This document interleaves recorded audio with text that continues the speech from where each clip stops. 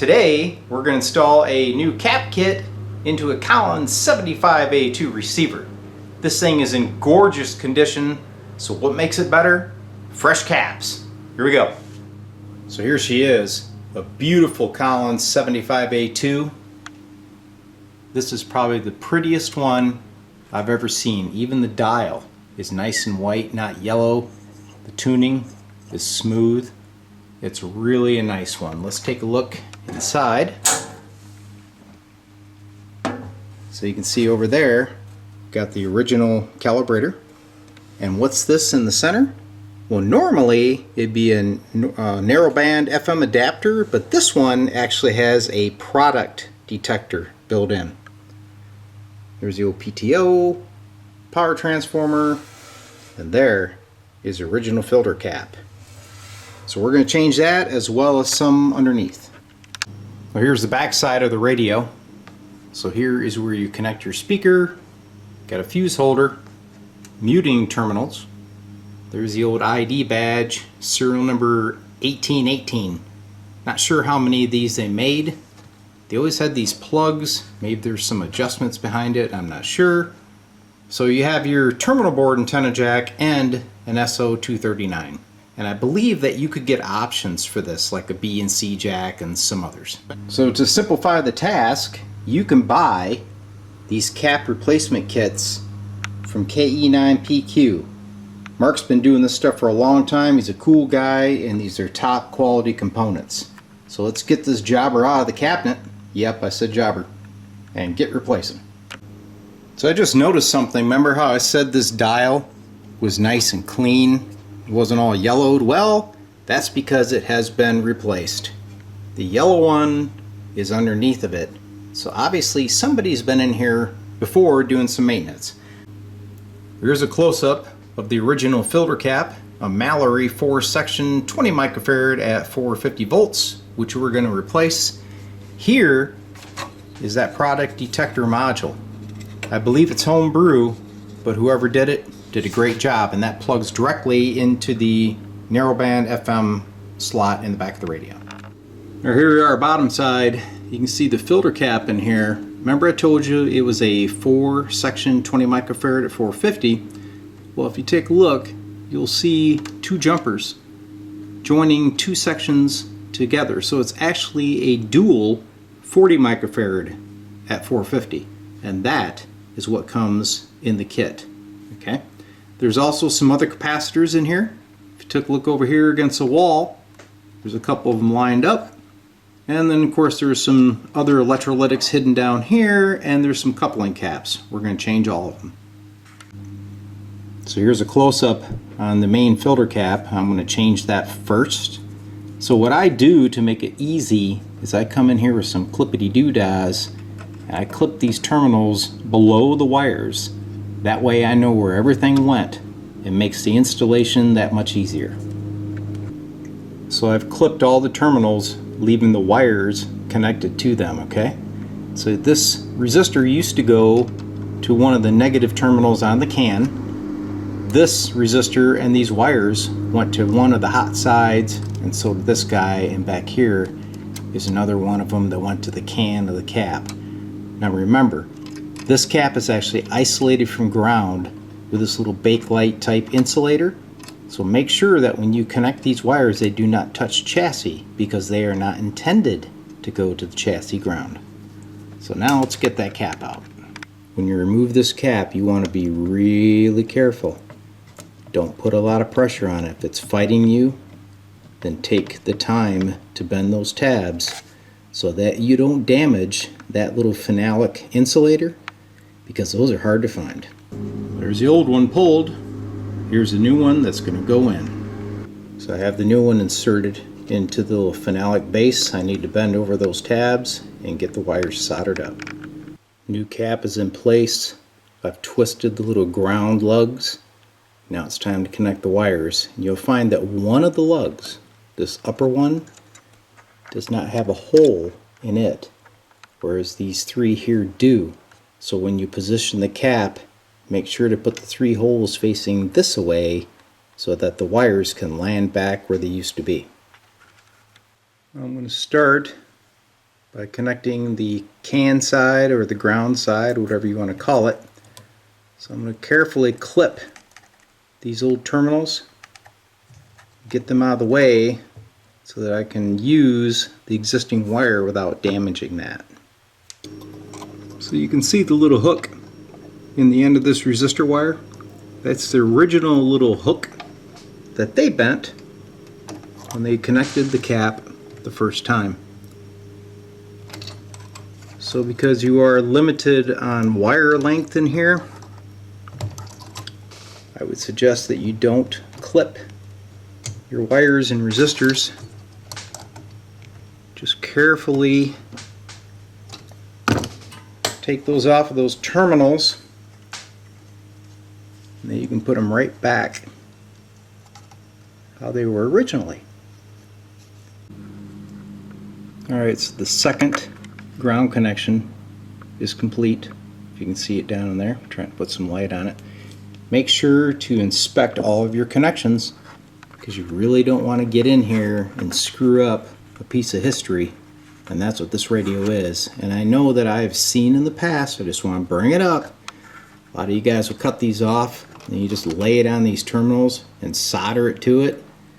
You know, I guess that works, but when you're working on a vintage receiver or transmitter, why not just do it right? Get it as close to factory as you can. Take your time. Alright, so we're down to the final post on the filter cap. I've got the power resistor hooked back up, and now we've got 3 more large wires that also need to go to that post. It's going to be pretty tough to make that connection, because remember before we had 2 posts, right? So what I'm going to do is make a pigtail that's going to come off of that post. We're going to cut this mess off of here, splice the wires back, and put an inline pigtail with heat shrink so that the connection process is easier and we don't have the chance of maybe shorting things out because of too many wires in one spot. There's my 3 wires stripped back. If you look close, and you see this quite often, you'll see a little bit of green corrosion. So you want to take an X-Acto knife, or even a little fine emery cloth if you can get it in there. Kind of knock off that green crap, alright? Then you're going to want to put a little bit of flux on these wires. We're going to make us a little J hook. Okay. I'm making the pigtail right now. So the pigtail is going to be this guy. We're going to J hook them all together, heat shrink it, and then connect this red wire to that post. So I applied a little bit of flux to these wires. Now I'm going to tin them so that they hold their shape.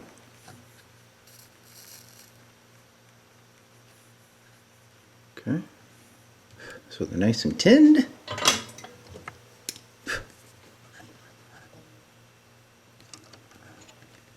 We're going to put hooks in all 3, and then they'll hook into this guy.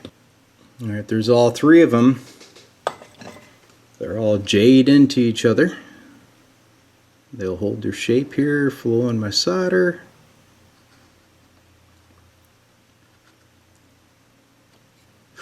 Get some heat shrink on it.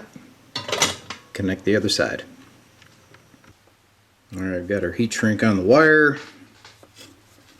Ready to make our final connection here.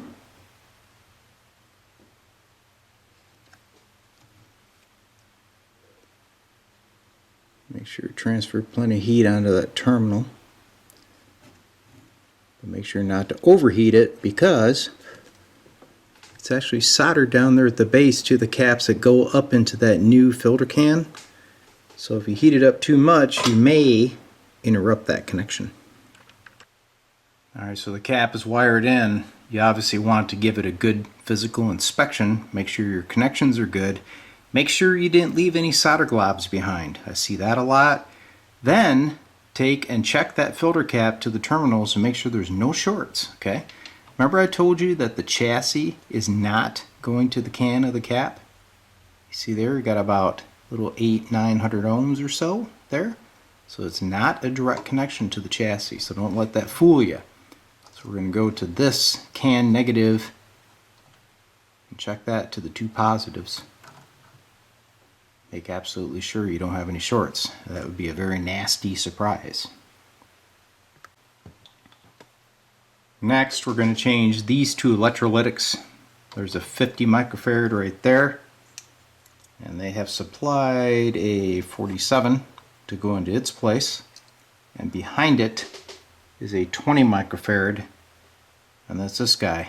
Funny that the 20 is bigger than the 47. That's because this is a 450 volt cap, which you probably could have got away with about a 150 volt cap, and this one is a 160 volt cap, and that's replacing a 150 volt cap. So that one there is about right. So I've got those 2 electrolytics installed. Now we have these coupling caps, some 0.47s and some 0.1s that are going to go in the place of like these old oil-filled guys. So I need to go in there, change them out, but we're getting close to the end. One note on these 0.1 microfarad caps going to ground off of the tube sockets, you can see that I J-hooked all those connections. The reason I do that is these tube sockets are kind of old and brittle, and if you try to desolder that and move it around, they'll snap off and ruin your day. So save yourself the heartache, guys. Just go ahead and J-hook them in. Alright, I got all the caps installed, and I decided it'd be a good idea to open up the band change compartment, clean the rotary switch, and make sure the crystals are all seated. Everything looks good. I'm going to get her back together and test it. Here's how she looks topside with that new filter cap installed. Looks pretty darn good. Very clean machine. Alright, so I had to wait for the band to get better for the testing. So we are now at Sunday morning on the DX60 net, hosted by W8TOW. On the 75A2, using a National 300 speaker. The purpose of this net is meeting each Sunday on 3.880 megahertz to provide a gathering spot for AM operation, the promotion of entry-level rigs such as the Heathkit DX60, DX4035, Night Kits, Multi-LMAX, Rangers, and the such, not to leave out the Helicrafter HT40 within it. Alright, so that was AM reception on 3.880. Now, let's listen to some sideband with that built-in product detector. Had a great dinner at a little town called Wannywalk, which is to go see. Used to be owned by, in essence, my brother-in-law and his brother. Beautiful place in a little hollow called Chicken Hollow. Probably about a half an hour away. Maybe not quite yet. But it would have been less than that had I known exactly where I was going. So you can see it's got beautiful, stable sideband reception. We had a when you check in, please tell us what rig you are running, transmitter, receiver details, and